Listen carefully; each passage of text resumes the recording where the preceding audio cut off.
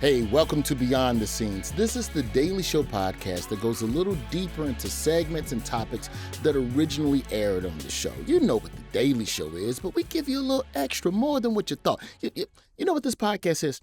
This podcast is like when you go to the strip club, right? You go to the strip club to be entertained and eat a little bit of food. And then on the way out of the strip club, one of the dancers pulls you to the side and says, if you really miss her, you should just call her. It's never too late to try love again. That's what this podcast is.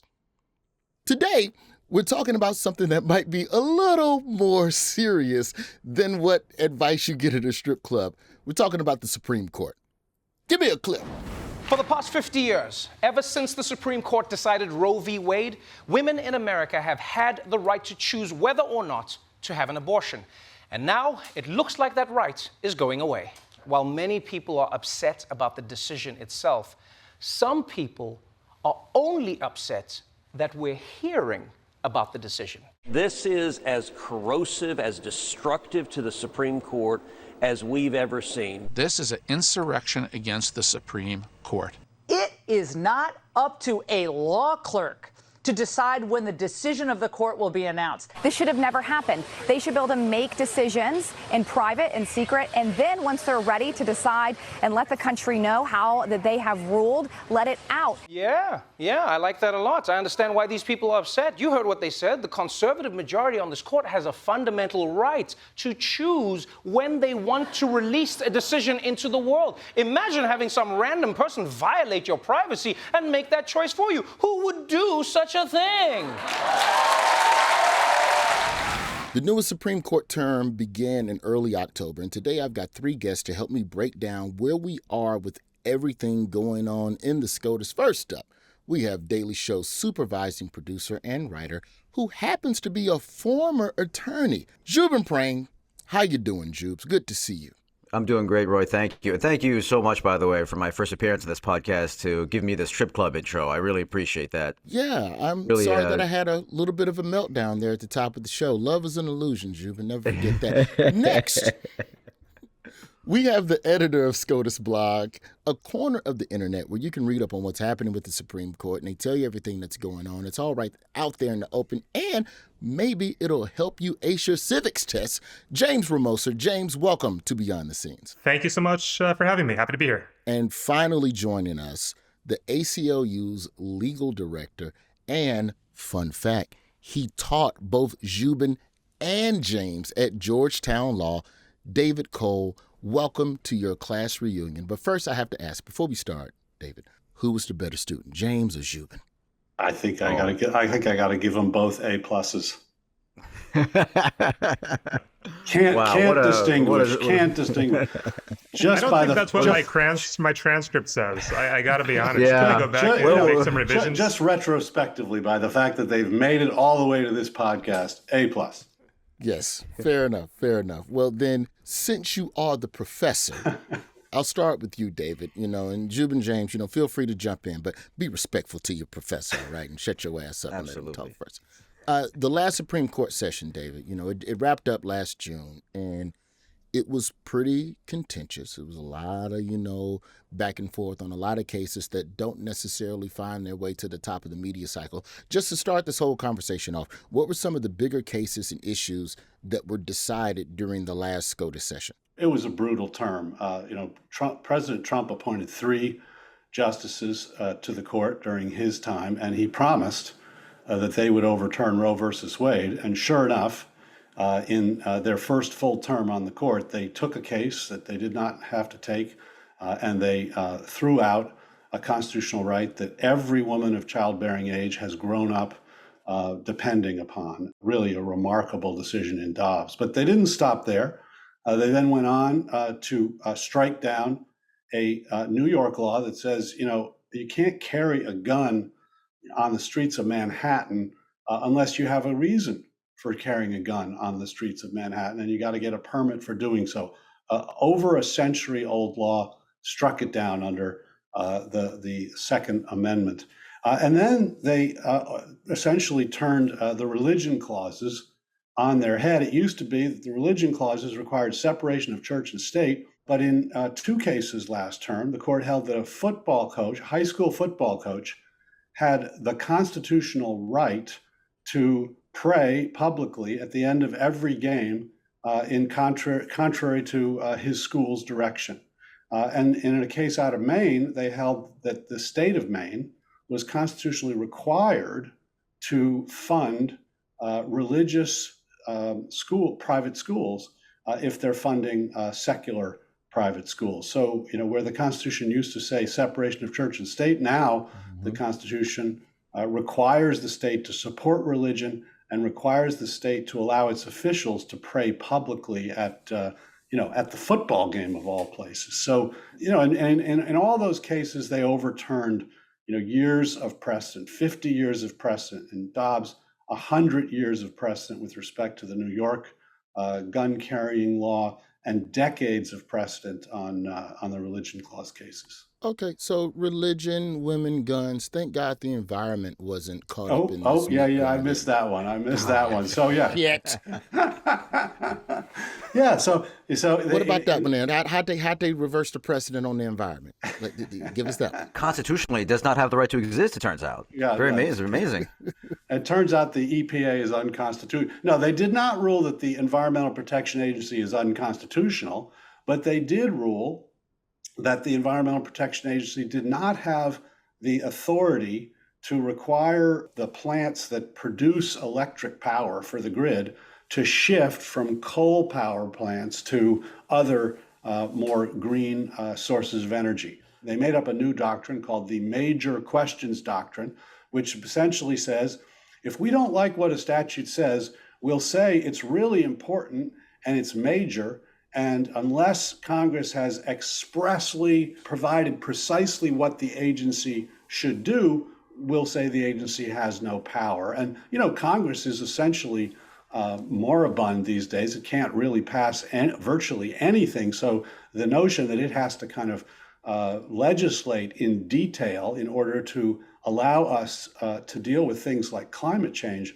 is a recipe for disaster. Okay. So as I attempt to not pull my hair out at everything that you just said, James, all of these things that David was just talking about went through one Supreme Court session. Busy year, I would say. How does all of this, not get the same level of public attention? Or has it been getting exposure and we, the public, have just been too busy watching Dancing with the Stars and the Kardashians and not paying attention? Yeah, well, it's interesting. I think that the Dobbs decision took up so much oxygen from the room that people were so laser focused on that case, and to some extent the guns case as well that David talked about, that some of these other cases about religion, about climate change, and there were others as well that we haven't even touched on, would have been blockbuster cases that would have gotten massive coverage in any other term. But because, the abortion decision was so monumental, some of these other cases with also far-reaching implications, maybe got pushed under the radar, a little bit. But I think if you look at all of the cases and the totality of the term, what you see is a court that is choosing to take up cases in order to move the law in a new direction, and a quite conservative direction, as David said.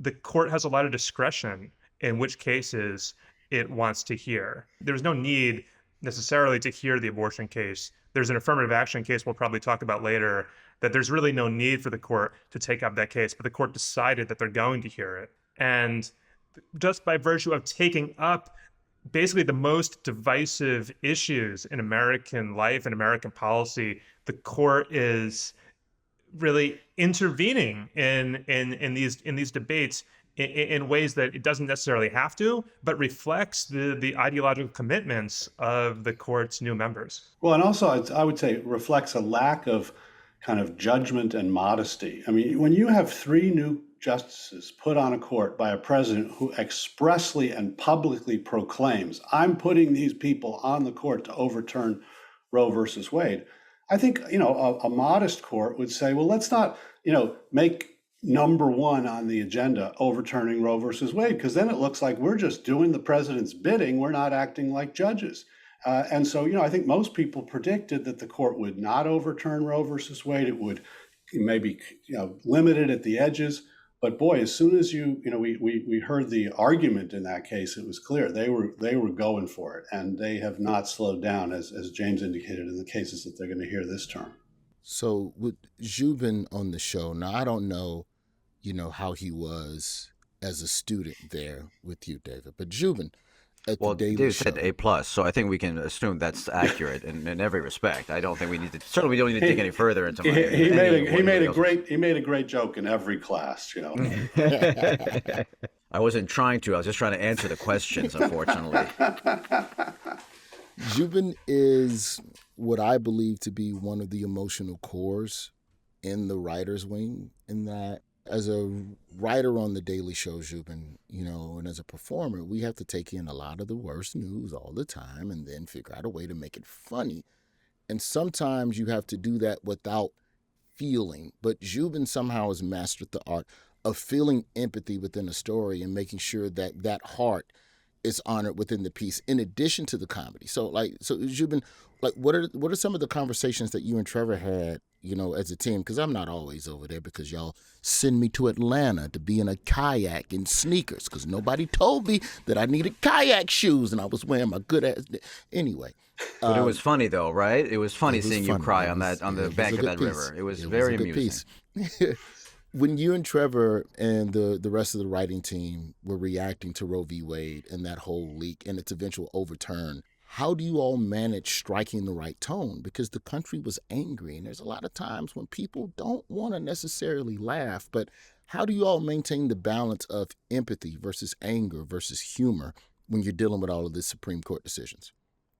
It's like what you were saying earlier. You really just have to channel all the jokes through the emotions. And by doing that, by honoring the emotion, it gives you the permission, both in your own psyche and also to the audience, to make the jokes.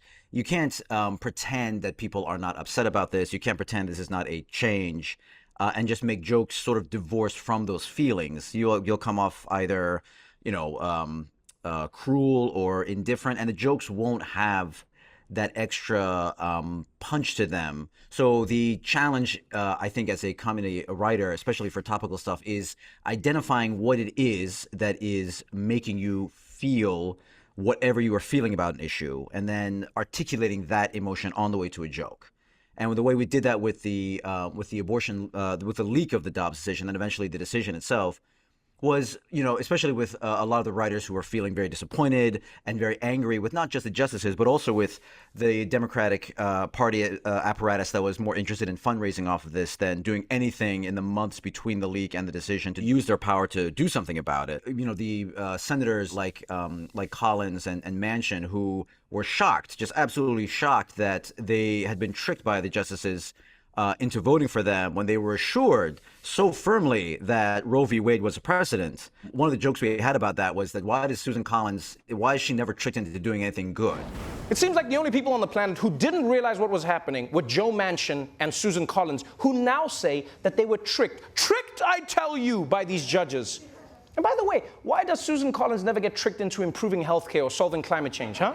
Yeah, she's never like, oh, damn it, I accidentally canceled student loan debt. Get it together, Susan.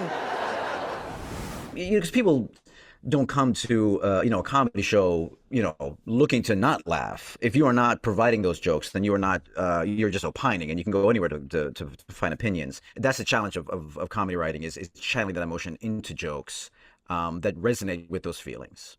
And I think, especially it helps with, we had Desi Lyda come on after the decision was leaked and then was overthrown, to talk about her feelings that she was doing through a weather report about all the parts of the country that are going to be devastated by this, that you're going to see all the influx of people trying to go like a hurricane into other states to get abortions. Now let's take a look at what's happening along the coast, particularly in New York and California, where there is a powerful surge of desperate people flooding into your states. So blow up those air mattresses and fill up that gas tank, because Tammy from Tulsa is moving in.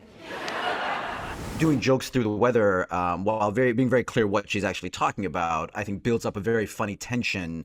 That by the end of it, when Trevor's like, "This isn't really about the weather," and she's like, "No, it's not. Fuck Sam Alito and anybody who tells us what women can do with their bodies." That kind of releases that, and there's a rhythm to this and a music to it that you need to have, and you can only have that by going through the emotions that you're feeling.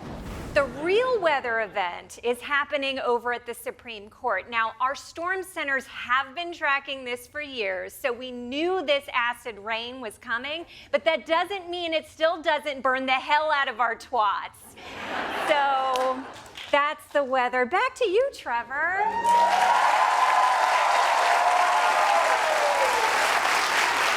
I think, thank you very much, Desi. But clearly that wasn't about the weather. No, it wasn't. Sam Alito and anyone else who tells a woman what to do with their own body. Here's a question for the three of you. What changed within the ideology of the Supreme Court? Because the thing is that, the court since the 70s has been majority Republican appointed. That's not a new thing, but it seems like the decisions that the court has been making are more aggressively conservative. What do you think was the match that lit the fuse on this kind of change in ideology and adjudication? Well, it's true that the court has been majority Republican appointed for many decades, but, until recently, there was no ideological purity test for justices, or at least it certainly wasn't as extreme as it is now. And so former justices like Sandra Day O'Connor and John Paul Stevens and David Souter, these were all Republican appointed justices, but these turned out to be liberal to moderate justices on the Supreme Court. That no longer happens. Now Republican presidents are quite certain that every justice they appoint will be a hardcore conservative and will sort of take consistent ideological positions with the Republican Party's policy preferences and the legal views of the Federal Society. And there are many reasons for that. There's been, an emphatic movement on the right in particular to support a legal conservative establishment and appoint people within that movement to lower court justices who eventually rise to the ranks and get vetted and become the top candidates for justice slots under Republican presidents. I think that's right. I think, it's also, the right likes to criticize the left for being woke, but the right is very rigid in terms of what kinds of legal views are going to be acceptable within the power structure that is, at the top of which is the Federalist Society, an organization that started actually when I was a law student, but has become incredibly powerful, and to which President Trump essentially assigned the job of identifying judges and justices. And the other thing that I think that has changed, which is really significant, is that you no longer have to get over a filibuster to confirm a Supreme Court justice. So until the end of the Obama administration, essentially, every federal judge had to be approved by 60 senators, which meant that you had to get some support from the other party. The Democrats got rid of the filibuster when the Republicans started using it across the board just to be obstructionist. They got rid of it for lower federal court judges, but the Republicans got rid of it for the Supreme Court. Once you do that, you got 50 votes in the Senate. You don't have to look for someone who's moderate. You don't have to look for someone who has an open mind. You don't have to try to appease the other side. And and Trump just ran with that. And so the Republicans got rid of that under Trump. I just want to make sure we make that clear. Yeah, for Supreme Court justices. Correct. But the Democrats got rid of it for judges, but because it had been abused by the Republican Party. For a long time, it was used sparingly. And then the Republicans just started using it across the board, absolutely, regardless of who Obama put up. And so then, that led Harry Reid to say, we're going to get rid of it for district court and court of appeals judges, not for the Supreme Court. But then McConnell got rid of it for the Supreme Court. It actually is interesting to me as the idea that the Supreme Court and that the legal system in general has always been just an extension of politics by other means has always been like a critique of the left.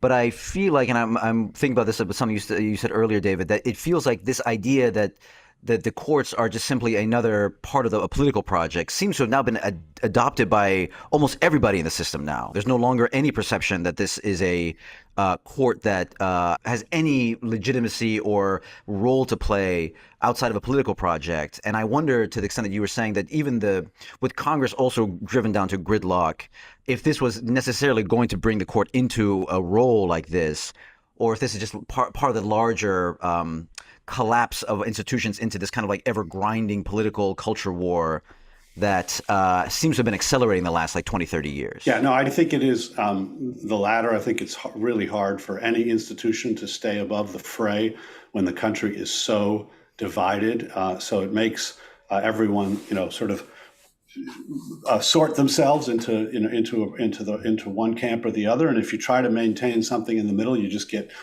killed by both sides. So it's partly that. I do think still that the ideal is important, and that a lot of judges, and including some justices, uphold this ideal, which is that they're not partisan hacks. They're supposed to actually apply the law. They're supposed to be guided by the law. They are not allowed to do, as members of Congress can, just vote party line down the line. But last term they didn't act that way, and their approval rating across the country has dropped to 25%, which is probably above Congress, but it is the lowest the Supreme Court approval rating has been, I believe, since we've done approval ratings of the Supreme Court. And that's because I think people see exactly what you're talking about, June, that that the court is not acting like a court. It's not doing what you're supposed to do. And when you're not, when you don't have to run for re-election, when there's no democratic constraint on you, your legitimacy turns on acting like a court, being bound by law. And when you throw out a 50-year-old constitutional precedent simply because, President Trump got 3 appointees on the court, just exercise your muscles to do that. People say, wait a minute, this is not a court anymore, and so we're not going to give it the deference that it would otherwise be due. And that's a very dangerous thing, I think, for this society, because you do need an institution that can resolve differences that people will accept as legitimate. And, I think they're putting that into jeopardy. After the break, I want to dig a little bit more into exactly that. And let's discuss what this means for the future of the Supreme Court and what it means for the future of lawmaking. We'll be right back after the break. This is Beyond the Scenes. Beyond the Scenes, we are back. We are talking about the Supreme Court of the United States, or as I call it in the barbershop, SCOTUS. This is just an aside. James, you got the SCOTUSBlog, and you lay everything out week to week on what's going on in the court. Why don't the Supreme Court have a channel? They need a like we got court TV, and we be watching all these state and local cases. We don't need that shit. The Supreme Court needs a camera in there so we can see this shit happening and unfolding in real time. Be nice. Right, I could not agree more. SCOTUSBlog has been advocating for greater transparency for quite a while. I don't think it's going to happen. The justices have long been resistant to any cameras. They don't even allow photography, never mind live video. Now, there has been one tiny incremental step in favor of greater transparency, which is that during the pandemic, when the court moved to remote arguments, it started making live audio streams available of its arguments. And I think, it was actually like a real boon for education and transparency by the Supreme Court. And the court has decided to keep that in place even when they went back into the courtroom, which I was happy about that. So everyone can listen to arguments live, at least in an audio fashion. I think it's going to be quite some time before we actually get video in there. Yeah. Well, love the transparency. Now, Zhubin, you took a lot of political science classes, and in a poli-science class or in a government class, we learned there are 3 branches of government. There's the legislative branch, there's the executive branch, the judicial branch. I thought the judicial branch had something to do with Judge Judy. More and more it does. She's going to be Trump's next nominee if he wins re-election. Yeah. It'll soon be known as a Judge Judy branch. She'd have to take a major pay cut to move to the I don't know if she would do it. That's a separate conversation. Judge Judy making that money. The judicial branch, now, we know what they do. They sit there and they try to make sure that the laws are interpreted properly. But it feels like the Supreme Court is attempting to make new laws. Is that what you're feeling right now, Zhubin, in terms of what's going on with a lot of the precedent being reversed? I'll tell you, Roy, when you go to law school, you learn that there's 5 extra branches of government that really make all the laws. And it's not something most people know about, but you also have, the judicialator, the execuary, all that kind of stuff. That's a lot more real than the stuff you learn in, in elementary school. And stuff. Alabama public schools. Thank you. Shout out. Yeah, you're not going to do that.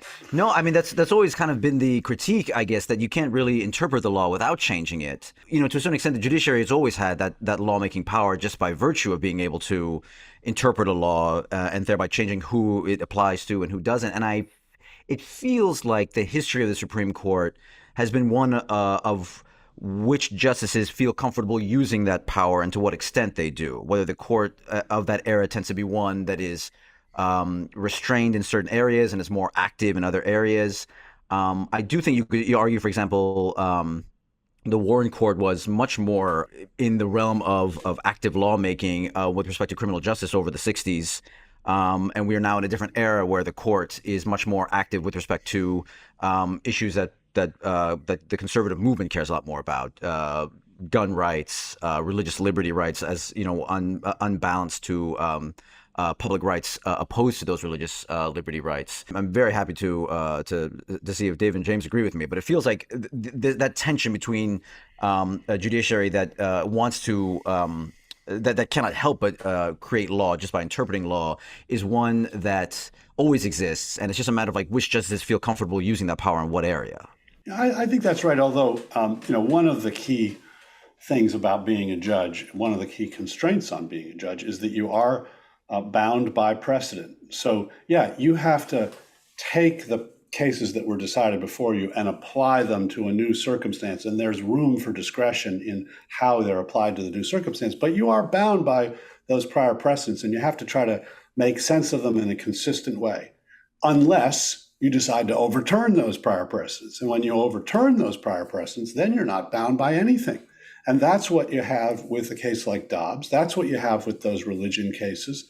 That's what you have, I think, with the gun cases. And this term, the court has taken a whole bunch of cases where the argument that's being made to them is reject prior precedent and interpret the Constitution the way we want you to interpret the Constitution, the way it never has been interpreted before, but to obstruct the ability of other branches to extend rights and protection to disadvantaged groups. So the Warren Court did create a lot of new law, but it was seeking to expand rights for people, to expand protection for the disadvantaged, for those who are charged in criminal cases, make sure they have a fair process and the like. What the arguments now are: the Equal Protection Clause blocks state and private schools from using affirmative action to try to lift disadvantaged groups up and to create integrated and diverse communities. They're arguing that the Indian Child Welfare Act, which is a law that Congress passed to try to keep tribal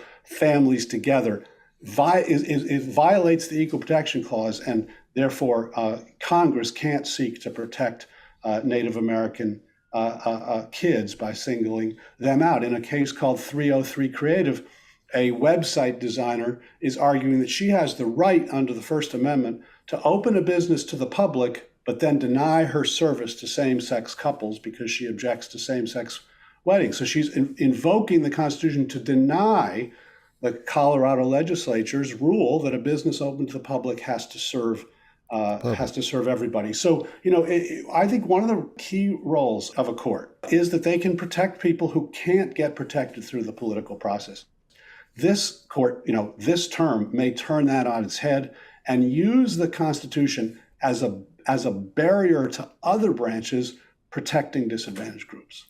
Can we course correct this at all? Is there a way for the court to re-legitimize itself, or is this just the way it's going to be going forward when it comes to issues like precedent? Is precedent now officially, we just basically making new rules at this point, right? Yeah, well, look, I would say a couple of things. I think it is important to give the other side, because the expansion and the restriction of rights really is often in the eye of the beholder. So it definitely is true that you can see a lot of the recent decisions as curtailing people's rights. But I think that people on the right would see many of the decisions as expanding rights in other ways. So the Second Amendment is part of the Constitution. If you believe in a robust interpretation of the Second Amendment, you would see this court as expanding the rights under the Second Amendment. Similarly, if you believe that religious liberty interests are important, you would see the court's religion jurisprudence lately as expanding people's religious rights. And yes, those rights do, come up against other interests. I think it's maybe a little simplistic to just say like, oh, the Warren Court was all about expanding rights and the current court just wants to curtail people's rights, because I think that they would see themselves as expanding rights, but they're just different rights and there are different stakes. And similarly, with regard to precedents, it definitely is true that the current court is overturning a lot of precedent and quite aggressively and quickly. But again, the Supreme Court has always done that. Again, the Warren Court overturned a lot of precedent. Brown versus Board of Education, one of the most iconic decisions in Supreme Court history, overturned precedent. And let's not pretend that, if, Kamala Harris, is elected to 2 terms and, appoints, 4 new justices when Congress passes the court, a newly liberal Supreme Court will almost certainly overturn the Dobbs precedent and re-enshrine a right to abortion.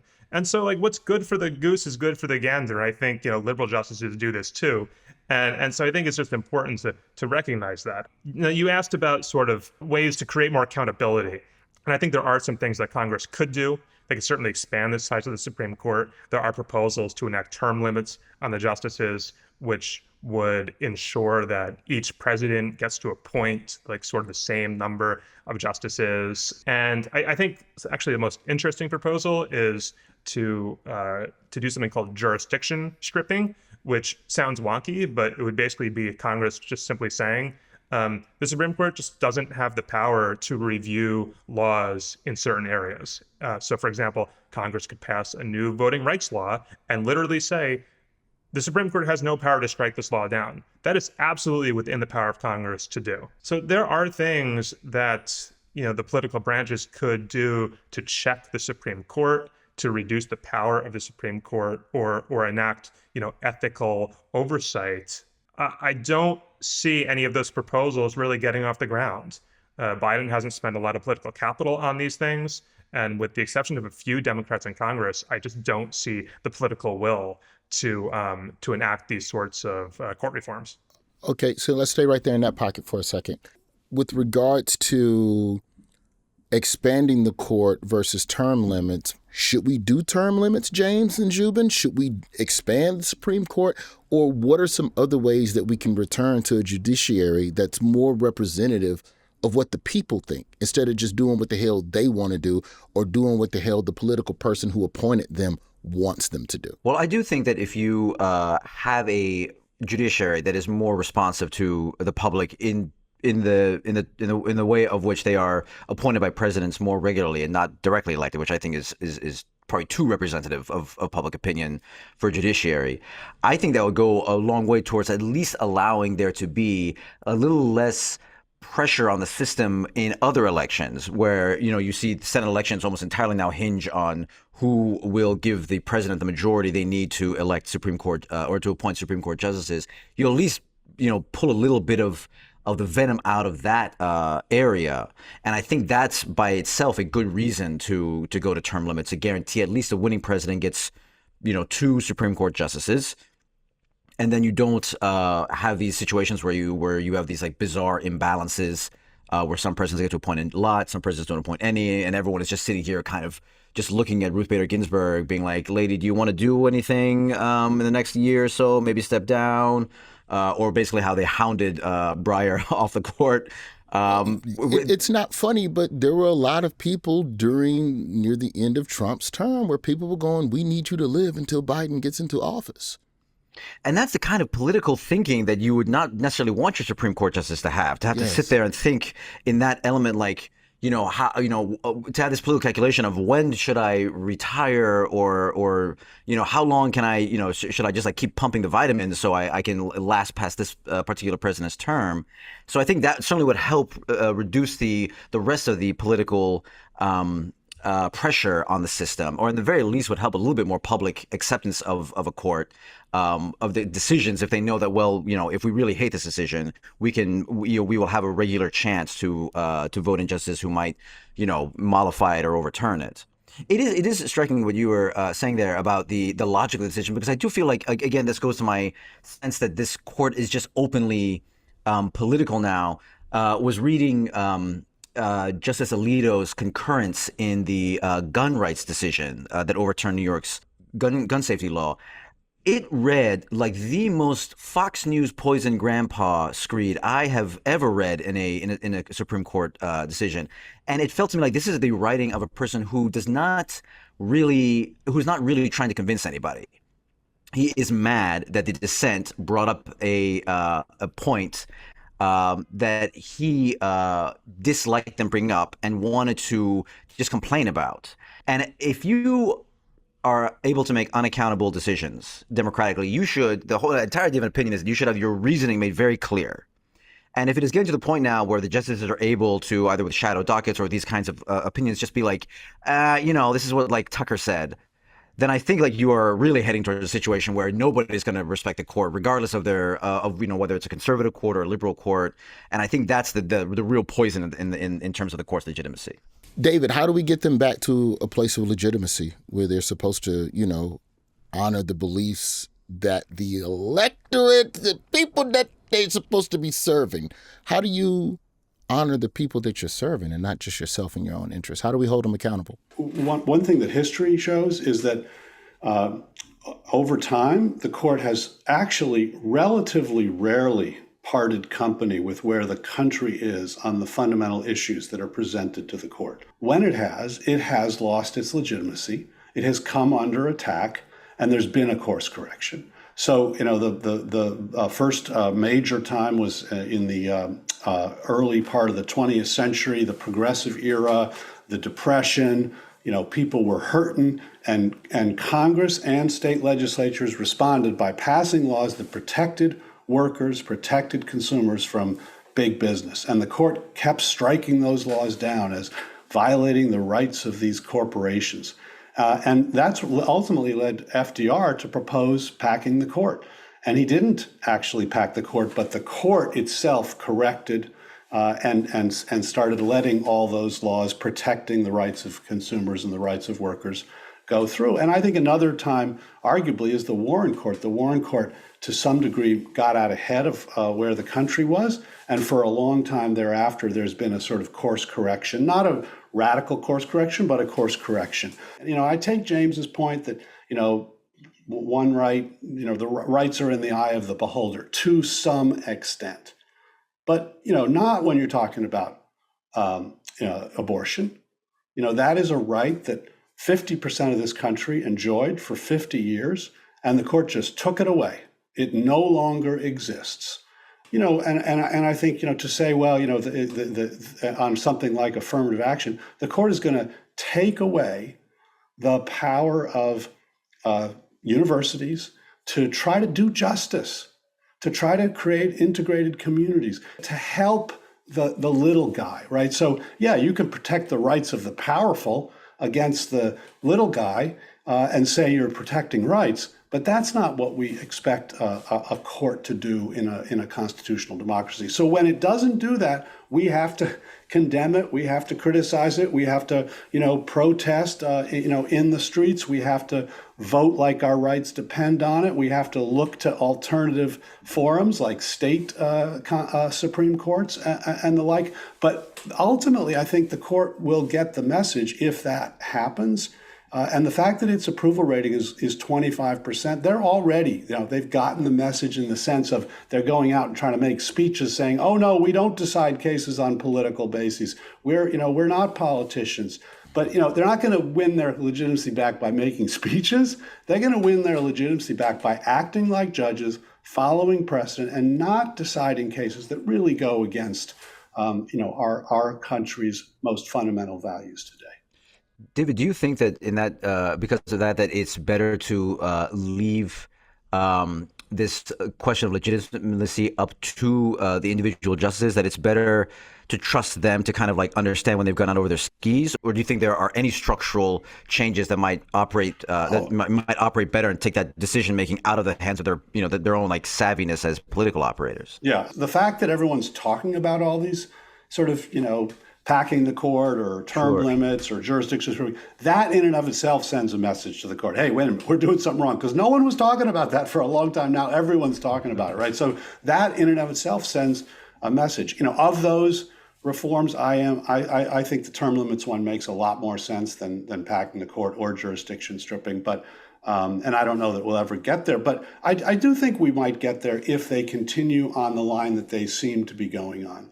It used to be you made narrow incremental arguments because that's the way the law developed, in incremental narrow steps. Now you're seeing advocates come in and say, hey, throw it all out and let's start over and let's look back to, let's be bound by what happened in 1789 and ignore the fact that 200 years of history has come in between. And, they could do that because they've shown in cases like the religion cases, the gun cases, and abortion, that they're willing to throw out, to just impose new rules. And it's possible that they double down this term, and this is as big a term as last term with the affirmative action case, with the very very important voting rights case that we did with the Legal Defense Fund that was argued just a week or so ago. It's possible they doubled down. And they double down this term on equality and deny, the ability to try to address equality, probably the biggest problem this country faces.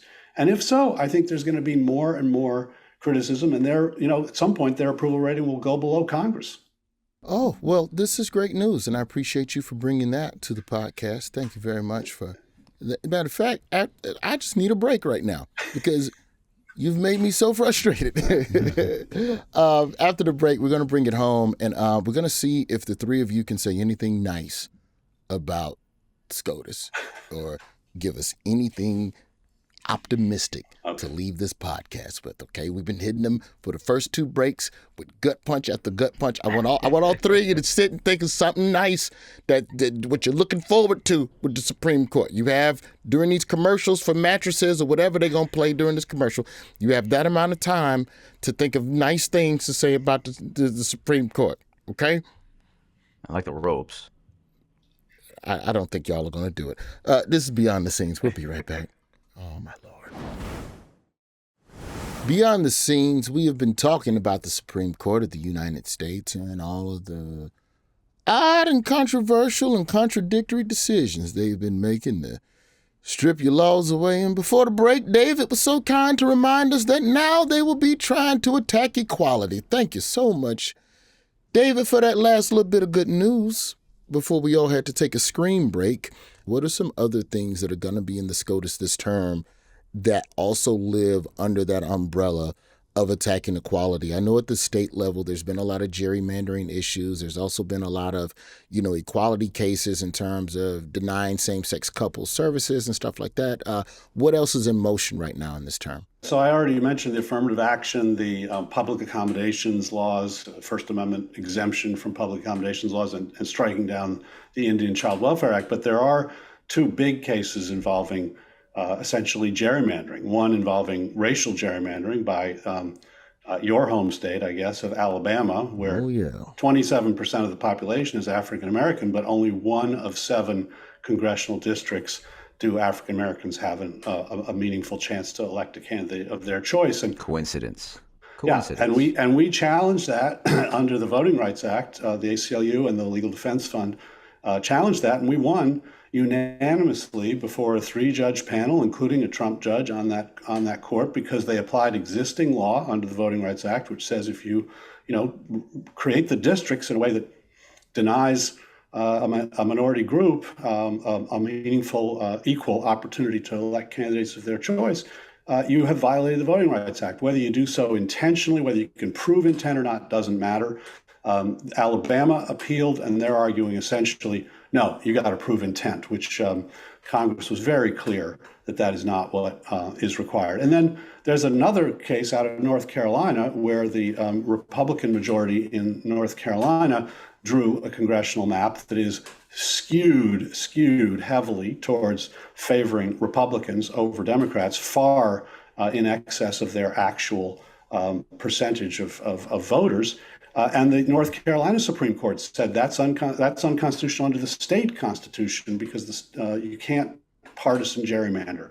And the North Carolina Republicans have taken that to the Supreme Court and said, there's this thing called the independent state legislature theory. It's a theory because it's not a rule. It's not a doctrine. It's never been recognized before. But they've invoked hypothesis. Someone might even call it a hypothesis. Exactly. Because it hasn't even gotten to a theory yet. But they hope, a wishful think, a wishful thought. But they've invoked it to basically say that because the elections clause gives the legislature the power to create the rules for congressional elections, the state legislatures are above the law. They cannot be constrained even by their own state constitutions, which after all are the things that create them and charter them, and they can't be constrained by state courts, even where they're being constrained by state courts to the end of equality, to the end of equal representation for all. The big theme, I think, is real attacks on efforts of many branches of our government and institutions in our society to try to extend equality to those who have been denied it. And if the court stands in the way of that, I think approval ratings will plummet still further. Do they care about their approval ratings, though, David? I think they do. I know, you said say something nice about the court. So, I'll say this: the court doesn't have an army. That's a nice thing. That is a good thing, right? They cannot call out the troops. They cannot. They got a bunch of fences, though, boy. They put them fences up after that Roe v. Wade. They got some law clerks, too. Don't forget about that. They got a lot of law clerks.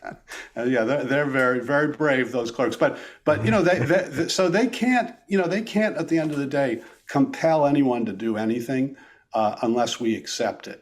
And so, and they know that. They know that. That is an important constraint on their power. What this court has to be constrained by is legitimacy. If they give up on legitimacy, if they don't care about legitimacy, then they're unconstrained altogether. And I don't think we've seen that yet. James, what are you noticing over at SCOTUSBlog about how Americans are learning and interacting with all of the news that has come out of the Supreme Court and that is about to come out of the Supreme Court? Are they more engaged? Are they more active? Are they more connected to, wait a minute, what the hell is going on up there in D.C.? Yeah, absolutely. We have been seeing, a ton of engagement with the Supreme Court. I think that in particular, the Supreme Court has always had really significant consequences on policy and American life, but a lot of the decisions are often wrapped in complex jargon and are difficult for ordinary people to understand. But I think the recent decisions are everyone understands what the concrete stakes are, right? You don't have to be a lawyer to understand that the constitutional right to abortion doesn't exist anymore. You don't have to be a lawyer to understand that people now have more expansive rights to carry concealed weapons in public. So, the stakes are so clear, and people are, obviously rightfully concerned about these stakes. And so we're seeing a lot of engagement, not just, on SCOTUSBlog itself, but also, what we've really tried to do is, explain what the court is doing to new audiences in new formats. So, for example, our TikTok account has really taken off, sort of much to my surprise, when my friend and colleague, Katie Barlow, also a former student of David's, by the way, when she launched that TikTok account a year or two ago, I was kind of skeptical. I was really? Is the Supreme Court, doctrine on TikTok? And actually it's become really popular, and we've seen a lot of young people, becoming educated on the court in a way that I don't think they otherwise would have. 3 things happened at the Supreme Court today: orders, 2 oral arguments, and DOJ filed its opposition to Trump in the Mar-a-Lago documents fight. Here is a quick explainer of all of the above. Grab your Negroni Spagliato with Prosecco in it, and let's go. I think there really is an appetite for, for civics education in general, and specifically trying to understand what the Supreme Court is doing. So what you're saying is that we've come a long way from I'm just a bill sitting on Capitol Hill. I respect the classics. David, you can also be proud of all your students who become law clerks, or you can be proud of the students who've come to conquer the worlds of TikTok and basic late night cable variety shows. There's a lot of pride to be had here. You got to go where the power is, right? Yeah. This man is the Bill Parcells, Bill Belichick coaching tree. Just greatness. So as we bring it home, I have two questions. One about optimism, one about wellness. First, optimism with the courts. Are there any specific cases or anything that makes you particularly hopeful about the future of the Supreme Court? And also, what are some of the changes and what are some of the things that people could be doing within our judicial system to make it feel a little more judicious? Can you say something nice? And if not, how do you make it nicer? I'll start with you, Zhubin. Well, Roy, I'm hearing a lot of bitching from you about the justices and how they got to do something in Congress. But why don't you quit complaining and be a Supreme Court justice yourself, huh? Maybe get in the grind a little bit and do your own work. All right, I'll do that. I'll get on LegalZoom and start reading some documents. Yeah. Get myself together. It all snowballs from there, man. It just snowballs. David, outside of helping Zhubin write jokes on The Daily Show, what can people do, if anything, to change the lack of accountability, not only within the courts, but, what can we do to help influence Congress as well to try and make the courts something that are a little bit nicer? The answer, will probably not be a surprise, but it's vote, right? It is vote. Vote like your rights depend on it.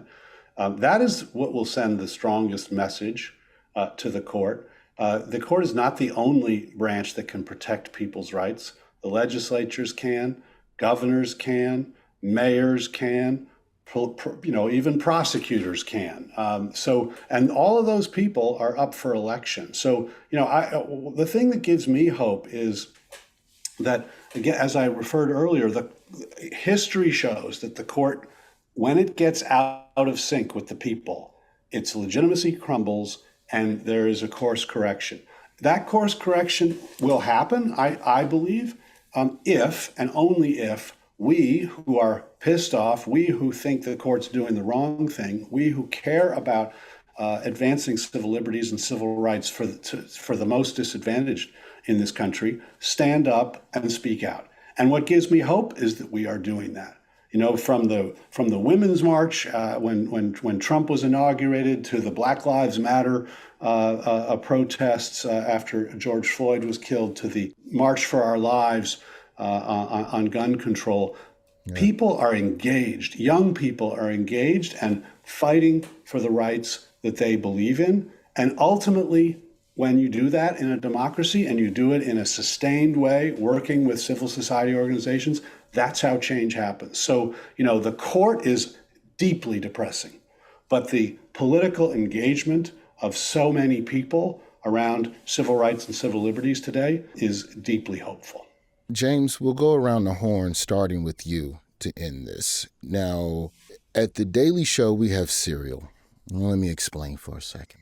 We have afforded to us, thank you to Viacom and Paramount, one of the best cereal selections in the history of late night. I don't know what they're working with at Seth Meyers. I don't know what they're working with over at Corden, but we got at least 20 different boxes of cereal. And when it's a long day, I have myself a nice 3 p.m. bowl of cereal, and that's my cigarette.